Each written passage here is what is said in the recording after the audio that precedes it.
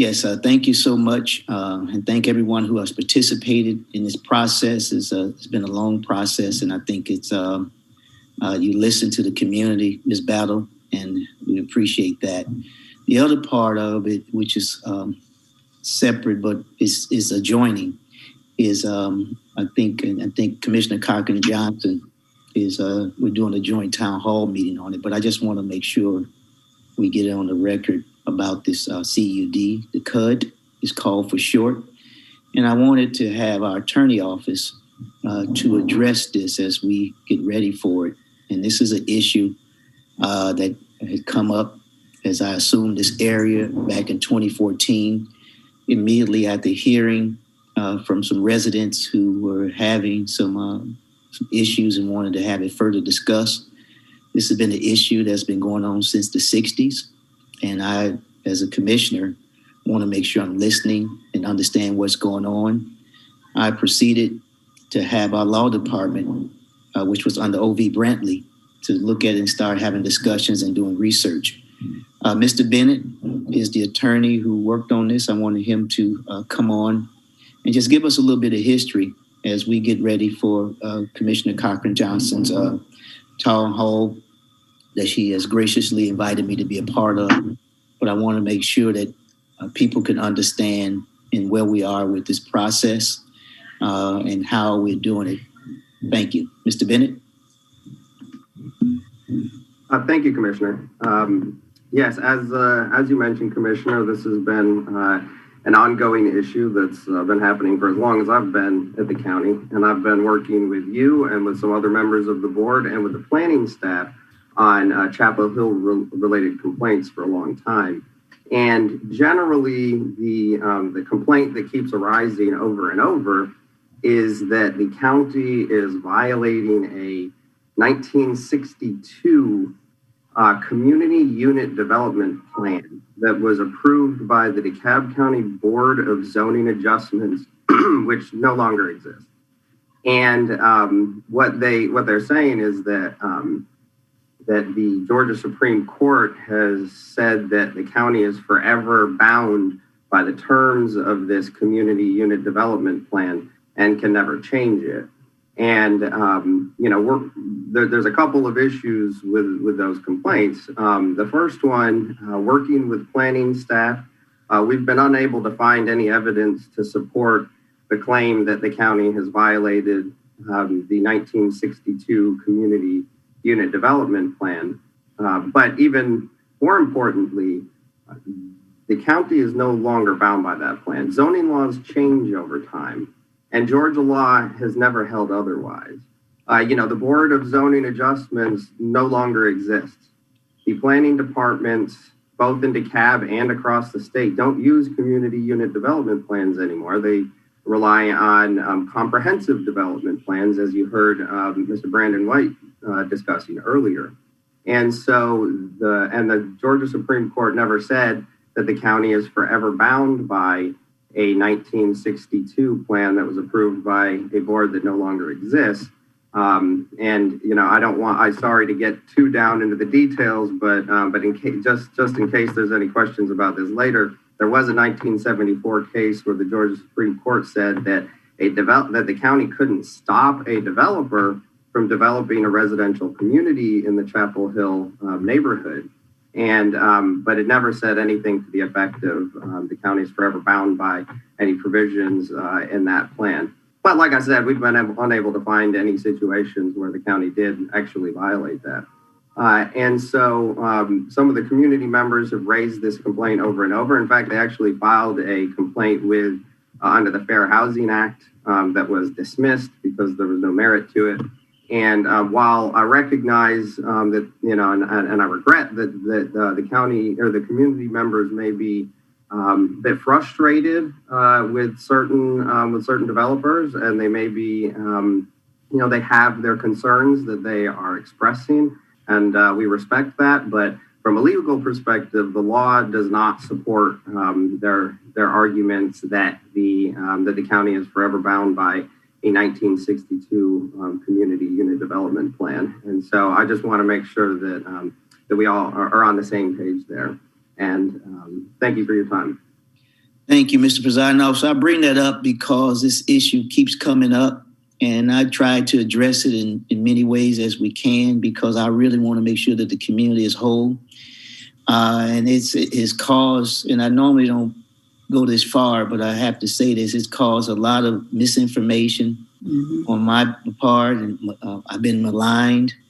I've been threatened. My wife was threatened at one of the neighborhood meetings we had in the park a couple of years ago, and she can stand up for herself. But when you get a man that jump in her face, that oversteps the bounds. And I want to tell the community, this is an African American community, and yes, we have a lot of things we need to look forward to that DeKalb County needs to do. And I tell people, some people been there 30, 40 years. I say a lot of these issues should have been addressed 30 or 40 years ago. What I'm trying to do now is to get us off I'm trying to get us triage, get us out of the ICU room, to get us back stabilized. And so part of that is I want us to look at how many African-American communities have a Publix, a Kroger, and a Aldi's, all within walking distance, who has a library 5 miles apart from each other. The Brown Library and the Ellenwood Library that was stuck in the mud since 2006, and we got it out of the mud, and they have a nice library. We have some fabulous parks. South DeKalb has more green space than North DeKalb. We have the Chapel Hill Park, and I inherited that park, but I put money in that park, even though I had parks already in District 3 who needed a lot of work. I said, let's add money to the Chapel Hill Park. If you go over to that park now, it's a very nice park. It has a lake, it has a boat deck, it has a theater, new playground, it has an open air. And then we have a park on Flat Hills Parkway. It wasn't there 15 years ago.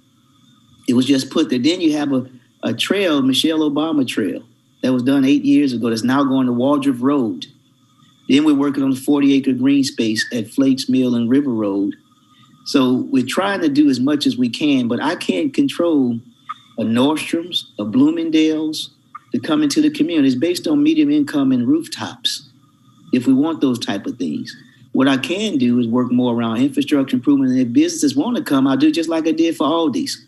When I represented just that side of the street, Aldi's now have redone their whole store. And now people have an affordable place to go to shop, and you can make a choice. I don't see a lot of areas that we have those choices in our community that you can walk to. Yes, Flat Hills Parkway is a state route. We need to get the state more involved to help us with that. I would love to build a bridge over the route so you can walk over to the park instead of having to cross that busy street. If I had the funding, I would do it in a moment. What I am doing is working on sidewalks on Flat Hills. We have money set aside by Splosh to do it. Commissioner Cochran Johnson has come on board in the last 3 years. She's working on some major initiatives over there. But it's going to require us working together, not call each other names, not try to threaten people, but trying to find ways where we can understand each other without shouting and having it. We've been in a major pandemic. We've been focusing a lot on what we call disaster relief that everybody can benefit from. I think it behooves us all to come together and see what we can do.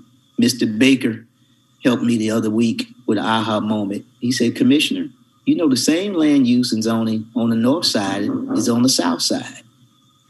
I said, okay. But it's a matter of trying to get these businesses who want to locate and work in your community, and we're willing to do that. So it's more than just us saying we want these businesses to come.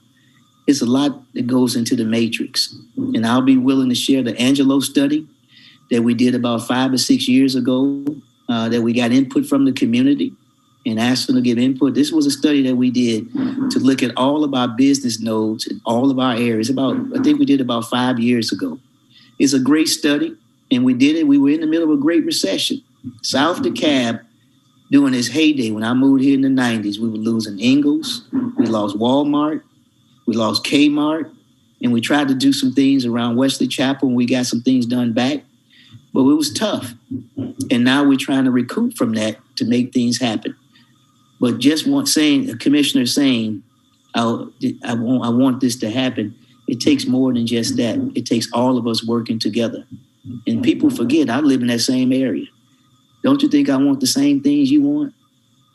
I would love to have multiple stores. I would love to have variety.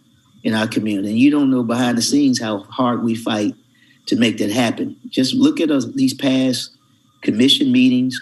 Look at the PEX meeting that we're working on IGA with Decide DeKalb.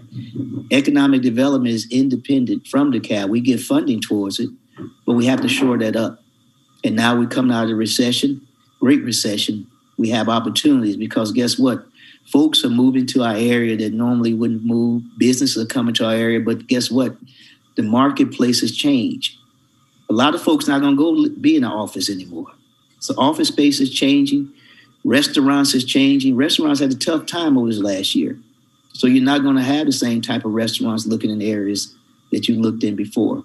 So we got to find the next 22nd century enterprises and innovation, but I think we have to work together. So I look forward to working with Commissioner Cochran-Johnson on July 1st.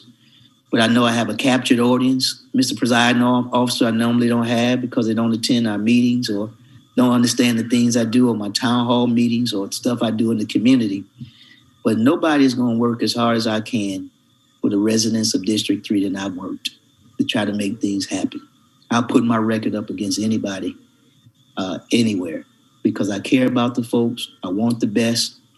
And when we talk about systemic racism, as an African-American man, I can give you examples of how I've been through systemic racism. Nobody wants to go through that. Nobody wants to experience that. It's a hurting feeling. I still have trauma today from some of those things I was denied just based on my color of my skin or just being an African-American man. Before you walk in the room, you already judged that if you've been to prison, you're already doing something wrong. Why are you in this position? All of the things that go with stereotyping and things that we have to deal with. And it's unfortunate. But I just wanted to say that, Mr. Presiding Officer, and to the Board of Commissioners for giving me this extra time to let you know, just in this little area, that we're trying to work to make things better, but it's going to take all of us working together. And it's not going to happen overnight. But guess what? We can point to some successes in the Chapel Hill area that has happened in the last 10 years with 3 recessions, 3 government shutdowns, lack of funding around infrastructure, but we've tried to stretch that dollar as much as we can. Thank you so much. I appreciate the time.